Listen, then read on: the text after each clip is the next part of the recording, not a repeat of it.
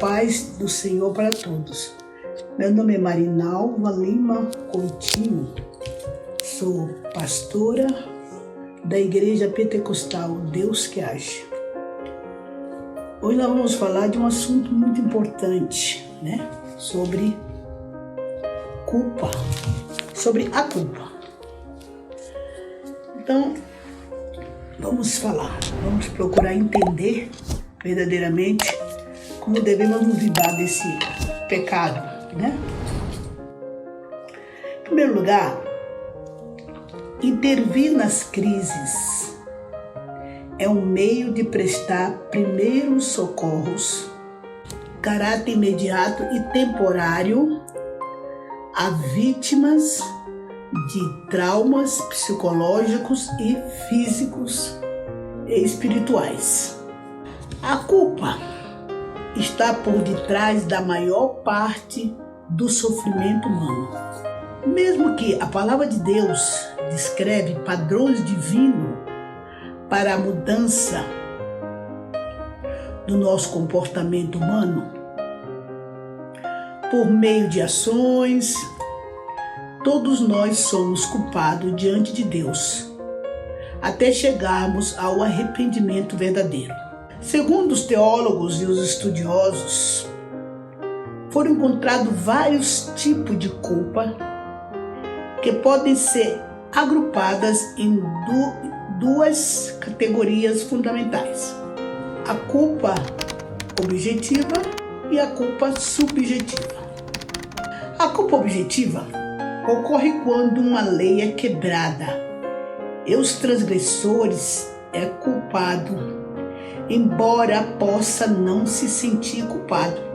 Temos exemplos, quando atravessamos o sinal vermelho e várias outras formas, de sermos culpados e embora não nos sentirmos culpados. Já encontramos a culpa subjetiva, que refere-se aos sentimentos íntimos. São esses: remorsos, alta condenação por causa das nossas ações. Esse sentimento de culpa pode ser uma influência inibidora, destrutiva e nos torna infelizes. Porém, a culpa teológica, segundo a palavra de Deus, teológica, objetiva, e os sentimentos de culpa subjetiva, dá uma entrada na nossa vida, entre nossa vida, por isso passamos a sofrer influências sobrenaturais. Por exemplo, nós temos no livro de Gênesis, encontramos Adão e Eva. Aparentemente não tinham consciência do pecado, não conheciam o mal, não tinha culpa.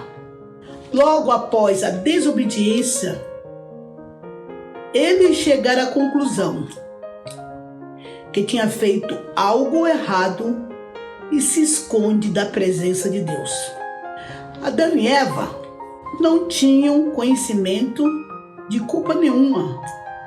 Se não fosse a invasão, a intervenção da serpente chamada Diabo e Satanás, que trouxe o grande sofrimento para todos os descendentes de Adão e Eva.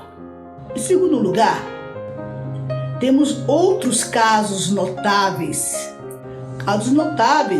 que provêm da influência e fraqueza do homem por causa da queda do pecado. Então, verdadeiramente, nos prova que, diante de Deus, todos nós pecamos. Esse outro caso encontra-se no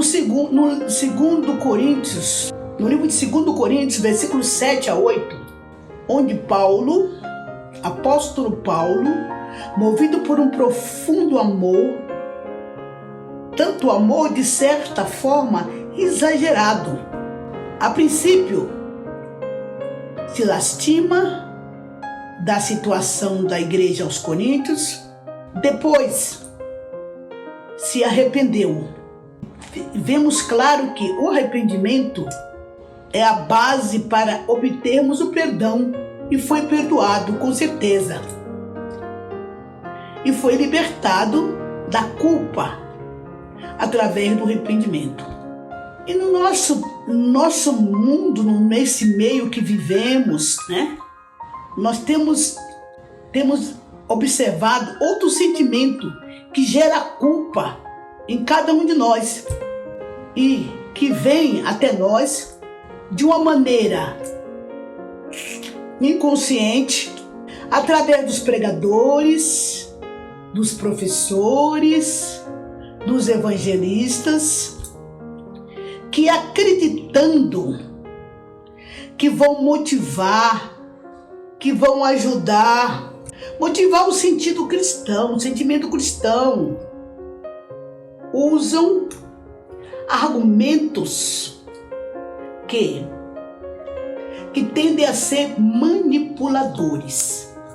Com isso nos demonstra como nossas afeições podem um pouco subjugar os outros, subjugar o nosso raciocínio.